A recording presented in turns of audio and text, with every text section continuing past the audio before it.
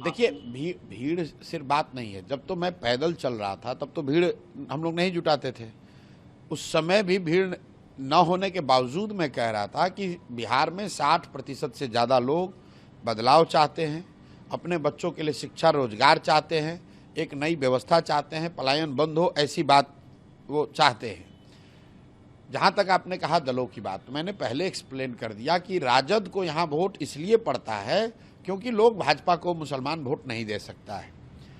कांग्रेस का यहाँ कोई वजूद नहीं है। कांग्रेस राजद की पुछलग्गू पार्टी है। एमआईएम हैदराबाद की पार्टी है, उसको बिहार में कोई जगह नहीं है। भाई फिर वही बात है, सीट तो कहीं कोई जीत सकता है। सीट तो उपेंद्र कुशवाहा ने एक पार्टी बनाई थी, उनके 3 एमपी जीत गए। सीट तो कभी मांझी जी की भी पार्टी कोई जीत जाती है। वो तो समीकरण है, व्यवस्था है, कोई एक समय है। एमआईएम राज्य के स्तर पर समाज के लिए या मुसलमानों के लिए कुछ कर सकने की स्थिति में ऐसी बात नहीं है। 5 जीते, 4 भीड़ भाग के राजद में शामिल हो गए। तो इन दलों का कोई अस्तित्व नहीं है। इन दलों का कोई, बिहार में राजद दल है, बिहार में जदयू एक दल है, बिहार में भाजपा वाले हैं। तो एक गठबंधन जो है वो नीतीश भाजपा का गठबंधन है, बाकी उसमें जो लोग हैं वो सब छोटे बड़े पिछलग्गू दल हैं। इसी तरीके से दूसरे साइड राजद का गठबंधन है। कांग्रेस का कोई बिहार में वजूद नहीं है, 5% से कम वोट आया है। तो बिहार के पास, बिहार के जनता के पास 3 ही विकल्प हैं। एक, जो व्यवस्था चल रही है उसको अगर चलाते रहना चाहते हैं तो आप नीतीश भाजपा को वोट दे दीजिए।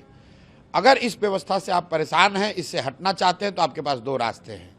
या तो लालू जी का जो लालटेन था, जंगल राज था, बिहार में भ्रष्टाचार, अपराध, जमीन की दखल करने वाले लोग, मर्डर, बदमाशी वाला राज चाहते हैं, उसको वापस लाइए।